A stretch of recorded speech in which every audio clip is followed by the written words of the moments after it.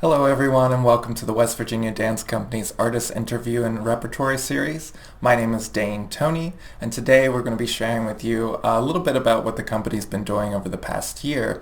But before we get too much into that, I wanted to give a bit of background about myself and my connection to the West Virginia Dance Company. So I'm originally from Beckley, West Virginia. I met Tanita when I was 8 years old. I was hired as a child actor with Theater West Virginia Outdoor Dramas, and she is the choreographer there. I started dance around the same time, and I started training pretty intensively with Tanita when I was about 12 or 13 years old. I would go to her studios a couple times a week and have dance classes, and it was really great experience.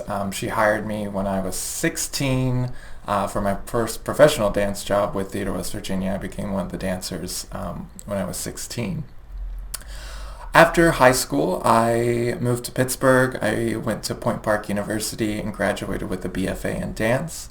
And pretty quickly after I graduated, I was hired by a company called Attack Theater, which is a modern dance company here in Pittsburgh. And I'm still with them. And this is my 13th season with Attack Theater. So in addition to being a dancer and choreographer, I'm also a video editor, and I have a great interest in connecting technology and dance and trying to blend those worlds together, whether that be dance on film or live projection for a performance, or we did a performance a couple of years ago with the Tech Theater where I actually stepped out as a dancer and kind of designed the environment through video projection and interactive technology using virtual reality gaming systems, where we had these little trackers, little hockey pucks they look like, and the dancers can kind of move and manipulate those, and those would manipulate the images and environments on the stage. So that was a lot of fun. So Tanita approached me in early 2020, right when everyone was going into lockdown for COVID, and we were all trying to figure out what live performance was going to look like over the next period of time. Attack Theater had begun shifting to an online platform. We were doing a lot of educational work online as well as presenting work, performance work through film. So Tanita and I talked about a number of projects and possibilities, what we could do throughout this year with the company. And so one of those projects was called Discovering Your Best Through STEAM, and it was a video book for teachers and students, and it consisted of 20 workshops over a 4-week period. So each week had a theme. The first week was the science of sound, and then we had the science of color and light, and then we had the science of eclipse, and then the science of the Amazon rainforest. And each day of the week corresponded to STEAM. So the first Mondays was Science Day, Tuesday was Technology Day, Wednesday was Engineering Day, and then we had Arts, and then Math Day. And so I wanted to share with you one of those days was the Technology Day with the Science of Eclipse. And Tanita and I filmed ourselves, and she was in West Virginia and I was in Pittsburgh. And she sent me her video, and I edited it together in a short minute-long dance showing an eclipse. And then I talked about my process of how I put that together and added the effects and everything. So I wanted to share that today. And then we'll talk a little bit about Souvenir, which is a project performance that's going to premiere Dance Film on May 2nd. So this is the Science of the Eclipse Technology Day, and I hope you enjoy.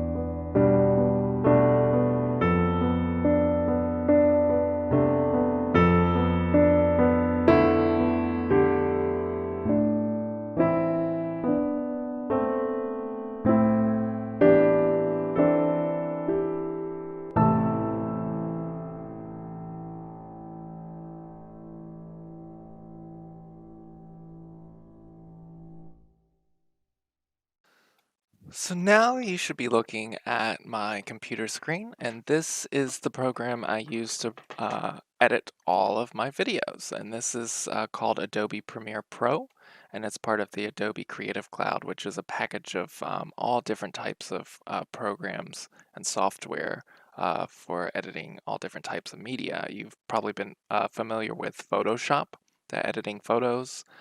That's also part of the Adobe software suite.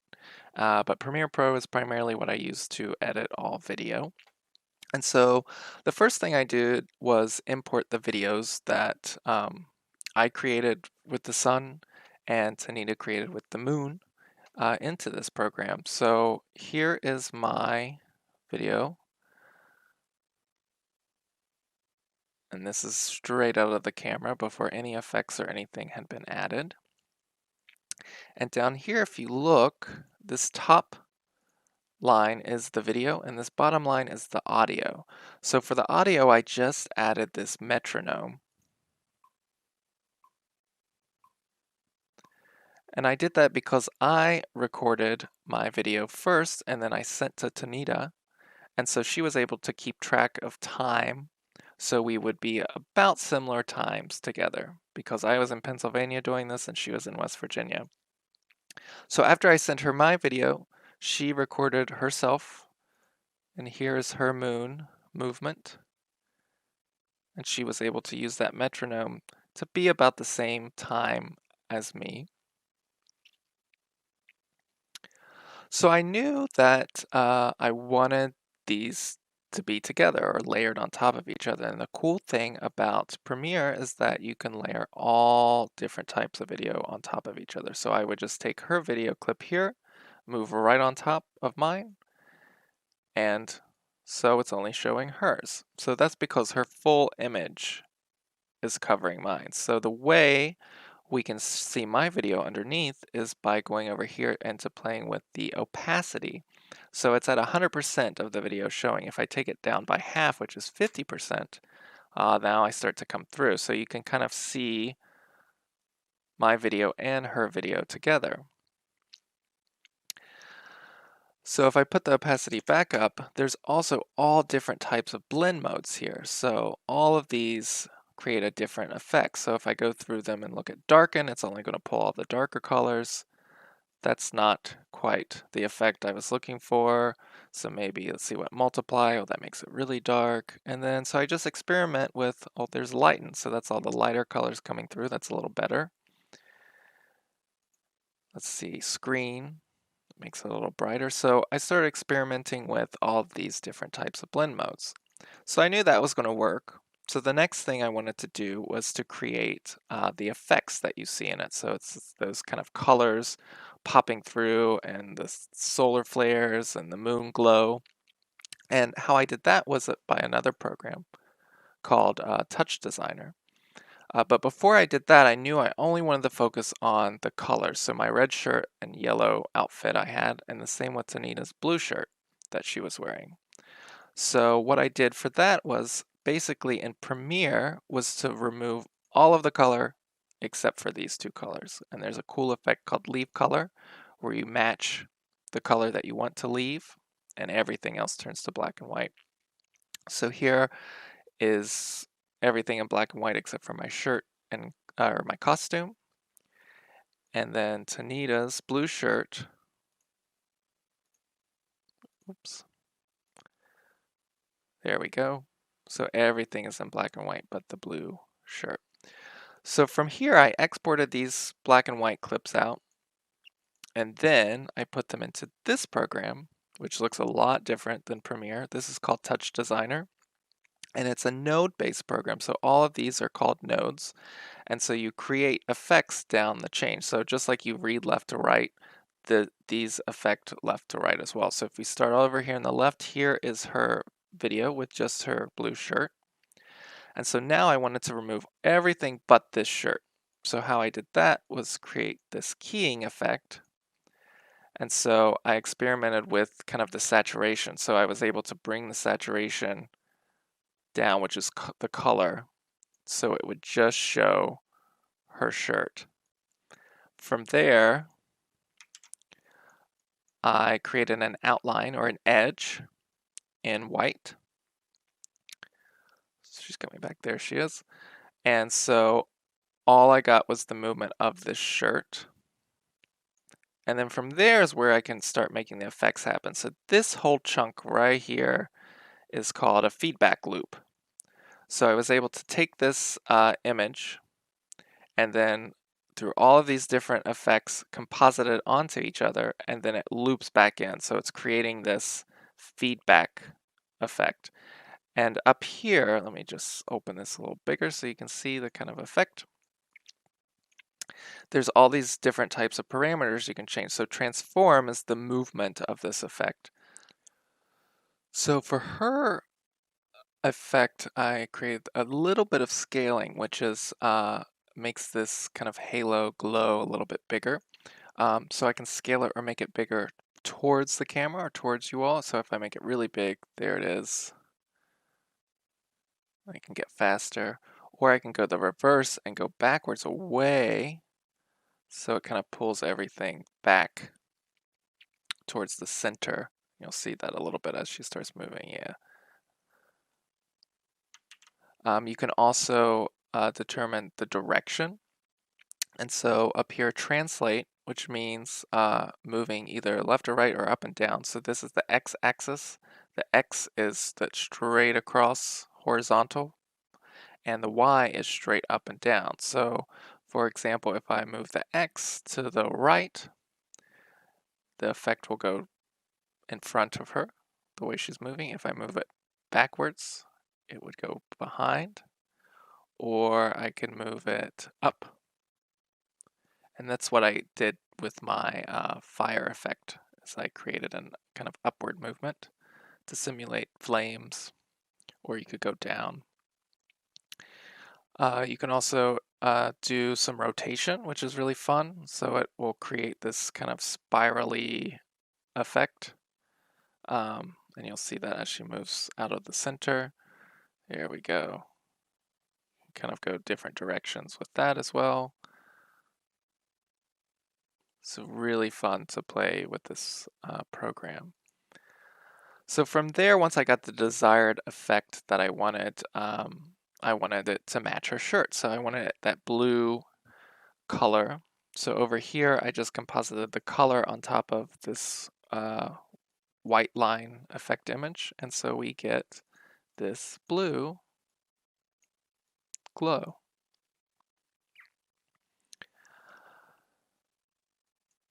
And then down here is this kind of similar thing I did with mine. Here is my video that I imported. And then I did these in two different chunks, one for the yellow and one for the red. So this is the yellow that I keyed out. So that's the only color that's showing. Here's the outline I created. And then the feedback loop effect. And as you can see in mine, it's that fiery kind of moving upward flame action. And then here's the color yellow that I added. So what I did was record these motions out live. So in Touch Designer, you record live video. So as I was moving, it was recording into a file. And once I had all of the files, my red shirt, yellow costume, and her blue shirt effect, I went back into Premiere, and here are the videos that came from that. So here's the yellow. And so I wanted to get rid of this kind of harsh line. So in order to do that, I added in this program just a blur, a slight blur. And so that made everything a lot softer and kind of went to the desired effect that I was looking for. And then here's the red shirt. And here it is with the blur. It's already starting to look like fire. And then the same with Tonita's blue shirt. That's with the blur on it, and this is, oh no, this is with the blur on it. So it created this nice slower glow halo.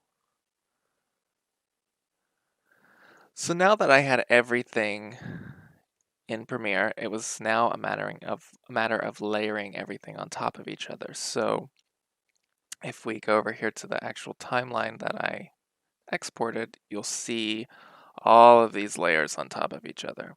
So what we have is the blue.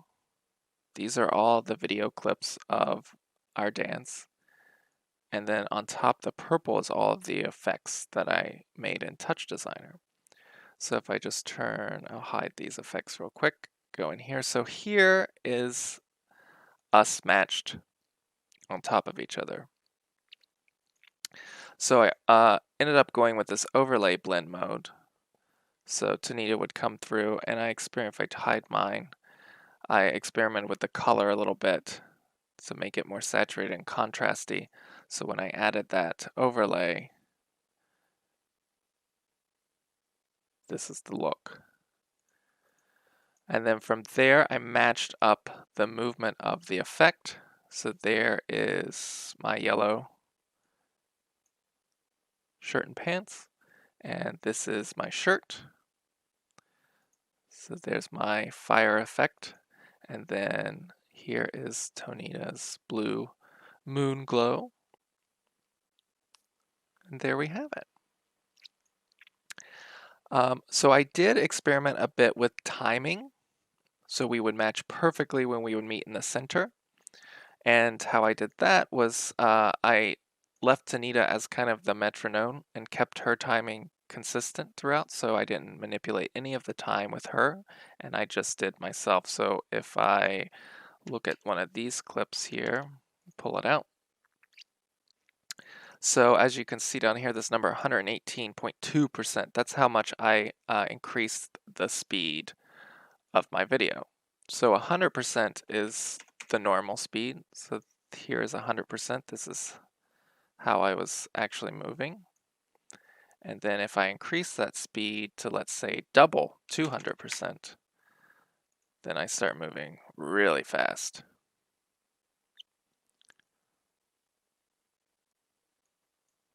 So as you look over here, I started out at 118%, and then I actually went slower. I dropped it down below 100%, so I went more slow motion like once I got to the center.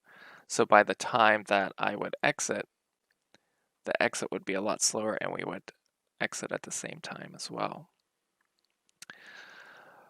So once we got to the center, I wanted to create this kind of eclipse effect. So if you think about the moon going in front of the sun, it gets darker, right? So my image kind of gets dark, and I kind of disappear a little bit behind Tanita. And then all that's really left is kind of this effect where you can kind of see the outline of my legs and my shirt.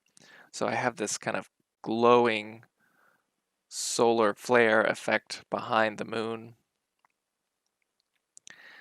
until we finally start to cross, and then I slowly kind of appear and everything gets a little brighter until we exit. So another thing that I did was experiment with the position and the size of the video. So if we look at both of ours together, let me actually turn off the effects here for a second. And you notice that her image is a bit bigger than her image that she sent. So she's further away from the camera than I was. So in order to match that a little bit better, what I was able to do is actually scale the video and move it. So if you look up here, this is the position and the size, how big or small the video is. So if I adjust this and go down, it could go really small, or it could go really, really big, and she disappears.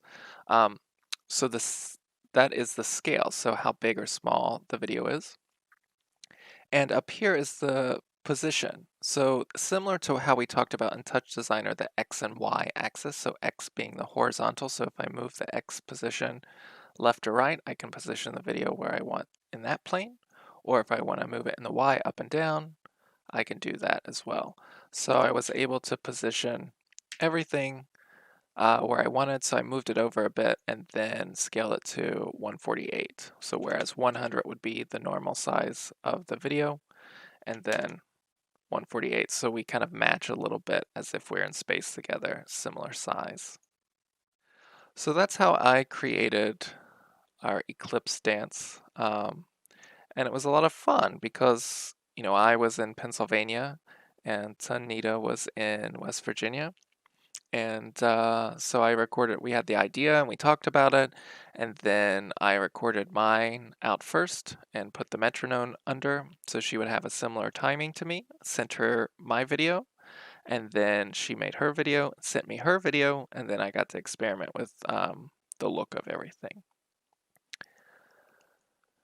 As far as the movement that I created for my son, Dance, thinking about the best body energy, space, and time, I knew that I wanted to use my arms and legs a lot, as if they were kind of the solar flares darting out from the sun. If you've ever seen an image of the sun up close, um, there's all of these kind of flares that come out and up into space. So that is what I kind of came in entering. And so I knew it would be much kind of quick, sharper actions than, let's say, the moon, which would be slower, kind of moving. I had a little bit of vibratory movement here, just kind of representing the energy and the massive amount of power that the sun holds. And then once I got to center, I wanted to slow down because I knew the moon was going to be in front of me. And then everything kind of slows a bit as I exit the space.